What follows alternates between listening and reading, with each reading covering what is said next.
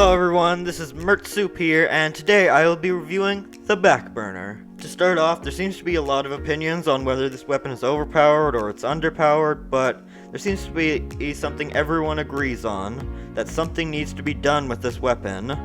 I will offer my own opinions at the end of this video. But, I mean, they're not right, but they're my opinions. Now, with the intro out of the way, the Backburner. Let's start off with a little history lesson, shall we?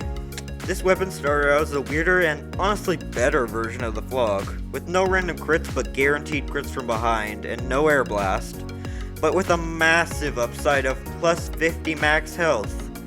But the health bonus was removed later, and given a 20% damage bonus? What? This weapon already seemed really good even without air blast, now they're giving it a damage bonus?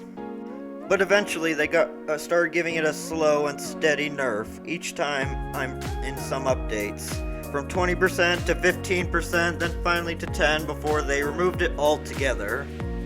Now we basically have what the Backburner is nowadays. One or two updates later and we have it. So I'm going to read off the stats to you now.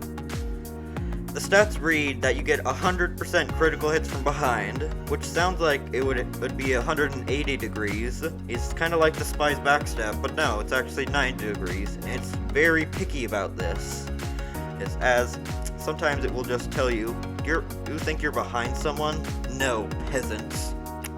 You also get 20 extra health when you extinguish teammates, like with every other flamethrower that can air blast. The only flamethrower that can is the Flog, obviously. The only downside is 150% extra air blast cost, so it costs 50 ammo to air blast, which is tremendous, and is really why this weapon is really just not seen in any competitive environments. The air blast cost is too much.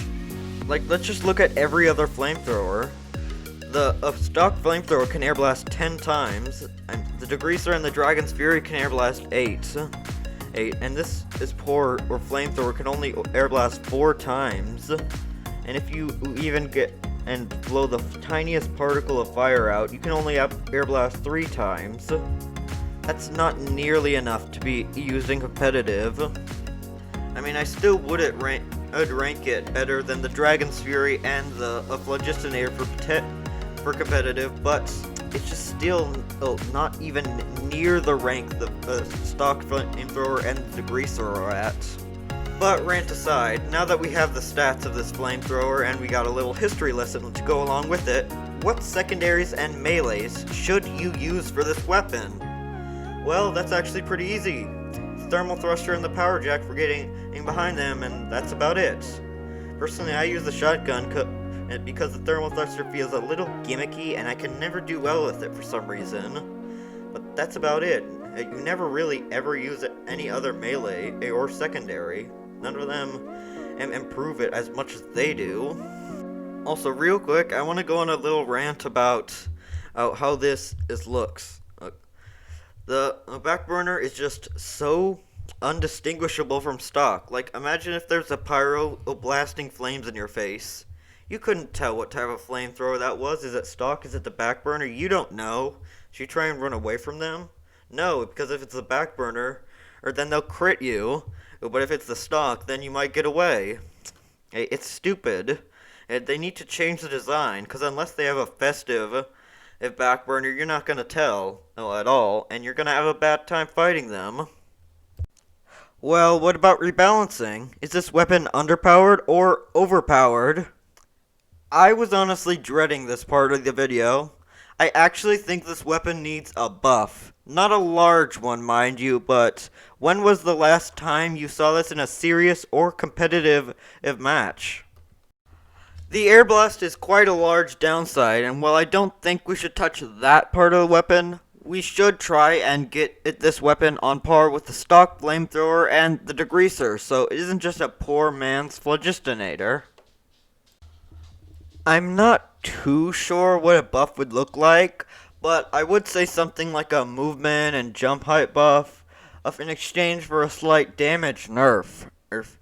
Neither would be very much. Maybe 5 to 10% with the buffs and 15% for the nerf.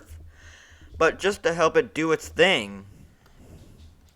Mainly because, right now, if you just WM1 in someone's face with the Backburner, you aren't punished at all with it. Heck, if they turn around and you're even rewarded,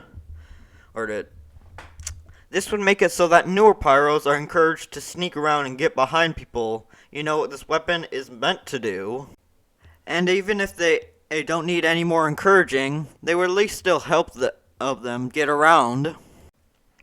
Hopefully this wouldn't make it too unbalanced one way or the other. This weapon is about a very niche tactic, and in a competitive environment that absolutely loves generalists and overall just very flexible and mobile classes, the Backburner falls short on all of these. Heck, Pyro in general falls short on these. This flamethrower only worsens that by making him even less flexible. It also doesn't help that Air Blast is basically everything in competitive right now, for Pyro at least. Whether that is extinguishing teammates, or reflecting projectiles, or just pushing people away when he's at low health or his medic is at low health. And the Backburner can only Air Blast half or 2/5 the amount as the meta flamethrowers can. Now, I think the changes I would make to the weapon, and would make it for a more mobile Pyro playstyle, maybe in conjunction with the Power Jack for even more speed and mobility. Possibly even the Thermal Thruster, or Detonator, or Scorch Shot up for the most mobile a Pyro can be. I think that's about it for now. Consider subscribing for more, because if I ever get 100 subs, I'll start setting up a more consistent upload schedule. But for now, that's about it. I promise I'll start actually recording footage around the audio instead of just recording a bunch of footage and doing the audio around that. But for now, I still have that habit, so here's a bunch of footage that was just too good to leave out.